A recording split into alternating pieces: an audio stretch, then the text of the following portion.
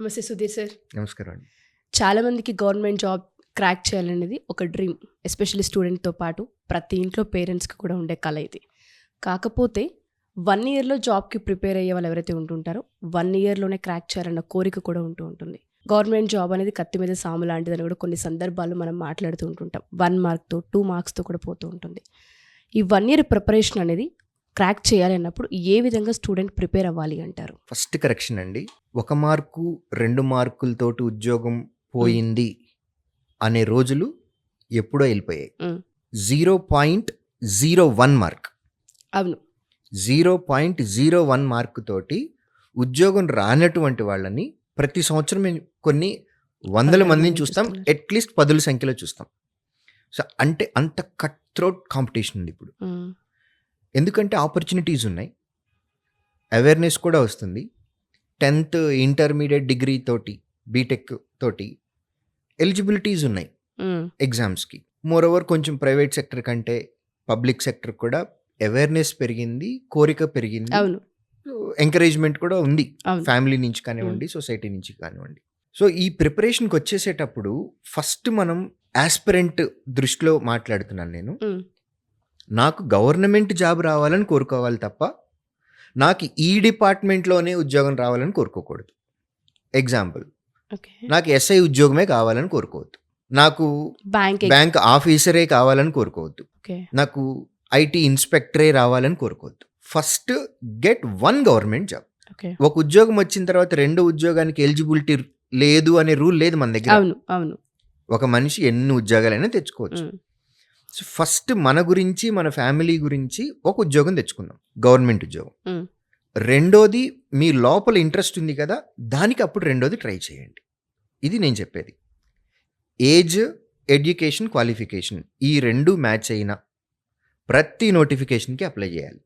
Okay, age, education, qualification. Okay. So ప్రతి నోటిఫికేషన్కి apply చేస్తూ ఉన్నాము అని అనుకోండి, మీ చేతిలో ఎక్కువ రాళ్ళు ఉన్నాయి. మీకు ఒక గ్లాసులో వేయాలి స్టోన్. చిన్నప్పుడు మనం అందరం నేర్చుకున్న స్టోరీ ఇది. మన దగ్గర ఒకటే స్టోన్ ఉంది అని అనుకోండి, ప్రాబిలిటీ చాలా తక్కువ, గ్లాసులో అవకాశం చాలా తక్కువ. మన దగ్గర 10 స్టోన్లు ఉన్నాయి, 20 స్టోన్లు ఉన్నాయి, 30 స్టోన్లు ఉన్నాయి, చాలా ఎక్కువ ఉంటుంది ప్రాబిలిటీ.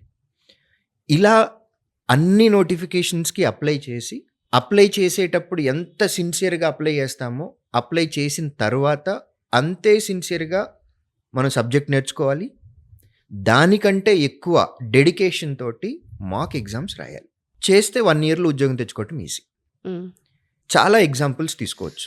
ఒక మనిషికి 6 నెలల్లో ఉద్యోగం వచ్చిందండి. ఒకటి కాదు, ఒక హండ్రెడ్స్ ఆఫ్ ఎగ్జాంపుల్స్ ఉన్నాయి మా దగ్గర చదువుకున్న వాళ్ళు. 6 నెలల్లో ఉద్యోగాలు తెచ్చుకున్నారు. మాకు వచ్చినటువంటి సెలక్షన్స్లో 50% of selections less than 1 year ఉద్యోగాలు తెచ్చుకున్న వాళ్ళు ఉన్నారు. 25% ఆఫ్ ది పీపుల్ 2 ఇయర్స్కి ఉద్యోగాలు వచ్చిన వాళ్ళు ఉన్నారు. ఆ లాస్ట్ మిగిలిన 25% 3 ఇయర్స్, 4 ఇయర్స్, 5 ఇయర్స్ ఇవి కూడా ఉన్నాయండి. కాకపోతే ఇవి 5 ఇయర్స్ పట్టింది ఉద్యోగం తెచ్చుకోవటానికి అనేది గొప్పగా చెప్పుకునే విషయం కాబట్టి అవి చెప్పం. 6 monthsలో ఉద్యోగం వచ్చిన వాళ్ళు ఉన్నారు, 5 సంవత్సరాలకు ఉద్యోగం వచ్చిన వాళ్ళు ఉన్నారు. మనకి 1 ఇయర్లో రావాలి ఉద్యోగం అని అంటే ఈ 6 నెలల్లో ఉద్యోగం తెచ్చుకున్న వాళ్ళు ఎవరైతే ఉన్నారో అదే ఫార్మాట్ మనకు అప్లై అవుతుంది అనే రూల్ లేదు. ఐక్యూ లెవెల్ బేస్ మీద ఉంటుంది.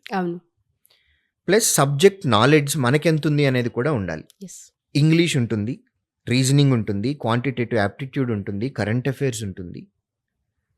Staff selection commission, railway exams అయితే జిఎస్ కూడా ఉంటాయి, కంప్యూటర్ అవేర్నెస్ కూడా ఉంది.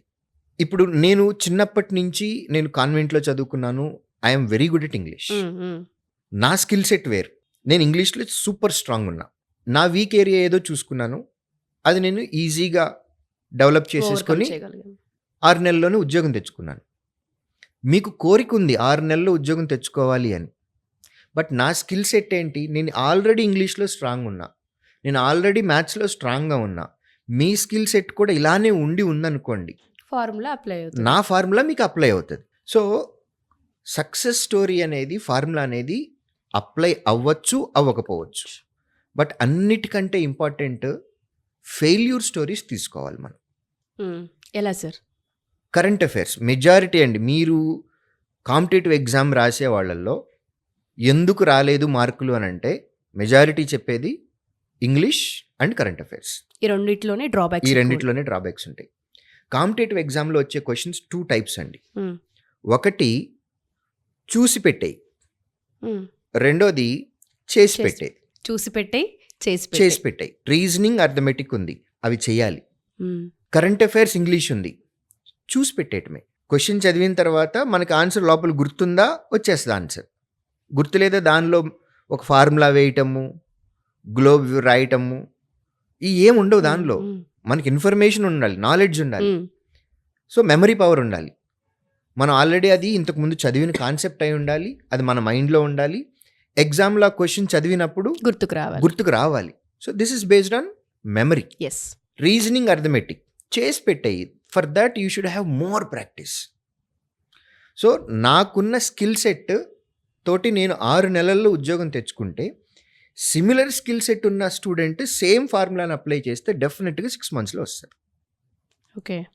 కానీ బాగా గుర్తుపెట్టుకోవాల్సింది మనం ఏంటి అంటే ఫెయిల్యూర్ స్టోరీ. జనరల్గా కరెంట్ అఫైర్స్ గురించి మాట్లాడితే ఫస్ట్ డే నుంచి ప్రిపరేషన్లోకి కరెంట్ అఫైర్స్ని తీసుకోరండి. ప్రిలిమ్స్ అయిపోయిన తర్వాత అప్పుడు స్టార్ట్ చేద్దామని అనుకుంటాం. ఒక కేటగిరీ, ఇంకొక కేటగిరీ, డిఫరెంట్ సోర్సెస్ పెట్టుకుంటారు. యూట్యూబ్లో ఒక ఇద్దరిని ఫాలో అవుతారు, ఫిజికల్ క్లాసెస్లో ఒకరిని ఫాలో అవుతారు, ఒక న్యూస్ పేపర్ ఫాలో అవుతారు, టెలిగ్రామ్ ఛానల్లో ఉండేటటువంటి పీడిఎఫ్స్ అన్నీ డౌన్లోడ్ చేసేసుకుంటారు మంత్ వైజ్. తర్వాత ఒక 2 వెబ్సైట్లను పట్టుకుంటారు. ఇలా టూ మెనీ సోర్సెస్ పెట్టుకుంటారు. ఆ టూ మెనీ సోర్సెస్లో రిపీటెడ్ ఇన్ఫర్మేషనే ఉంటుంది, టైం వేస్ట్ చేసుకుంటున్నాం. రెండోది, ఒక పీడిఎఫ్ దొరికింది అని అంటే అందులో ఉండే మ్యాటర్ని ఏఐ జనరేట్ ఇచ్చిన మ్యాటరా, లేదా ఎగ్జామినేషన్ పాయింట్ ఆఫ్ వ్యూలో అడిగే ఛాన్స్ ఉన్నటువంటి మ్యాటరా కాదా. సో ఆ మ్యాటర్ మీకు ఇవ్వాలి అని అంటే ఎగ్జామ్లో వచ్చేటటువంటి క్వశ్చన్స్, ఎగ్జామ్కి ఉపయోగపడే కంటెంట్ ఇవ్వాలి అని అంటే ఆ కంటెంట్ ప్రిపేర్ చేసిన అతను, పీడిఎఫ్ ప్రిపేర్ చేసిన అతను ఎక్స్పర్టైజ్ అయి ఉండాలి. రీసెంట్ ఎగ్జామ్ ట్రెండ్ తెలిసిన మనిషి అయి ఉండాలి.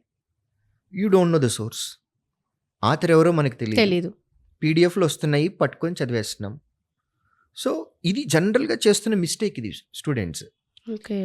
ఇది వాళ్ళంతటి వాళ్ళు తెలుసుకునే టైంకి ఒక 2 సంవత్సరాలు 3 సంవత్సరాలు పట్టింది, అయిపోతుంది టైం కూడా. It's a failure story, you learn it. ఆ ఫెయిల్యూర్ స్టోరీని తీసుకోవాలి, తీసుకొని మనం ఆ తప్పు చేయకు. ఇంగ్లీష్ ఉంది, it's a language, it's not a subject. So language మీద మనకి గ్రిప్ రావాలి. సో అందరూ చేసేది ఏంటి, గ్రామర్ రూల్స్ 100 రూల్స్ 300 రూల్స్ వరకు ఉన్నాయి. ఆ రూల్స్ అన్ని పట్టతా ఉంటారు. 2+v1 అని ఇట్లా కొన్ని షార్ట్ కట్లు అనుకుంటా మగబ్ చేస్తూ ఉంటారు. కానీ మనకి ఎగ్జామ్లోకి వచ్చినప్పటికీ గ్రామర్ కాదు కదా, ఒకాబ్ మీద క్వశ్చన్స్ ఉంటాయి. ఇప్పుడున్నటువంటి ట్రెండ్ ప్రకారము ఎస్ఎస్సి ఎగ్జామ్స్ కాకుండా మిగిలిన పక్కన పెట్టి, ఎస్ఎస్సి ఎగ్జామ్స్ పక్కన పెడితే రైల్వేలో అసలు ఇంగ్లీషే లేదు, గొడవే లేదు మనకి. మిగిలిన అన్ని ఎగ్జామ్స్లో ఇంగ్లీష్ క్వశ్చన్స్ రీడబిలిటీ మీద ఉన్నాయండి.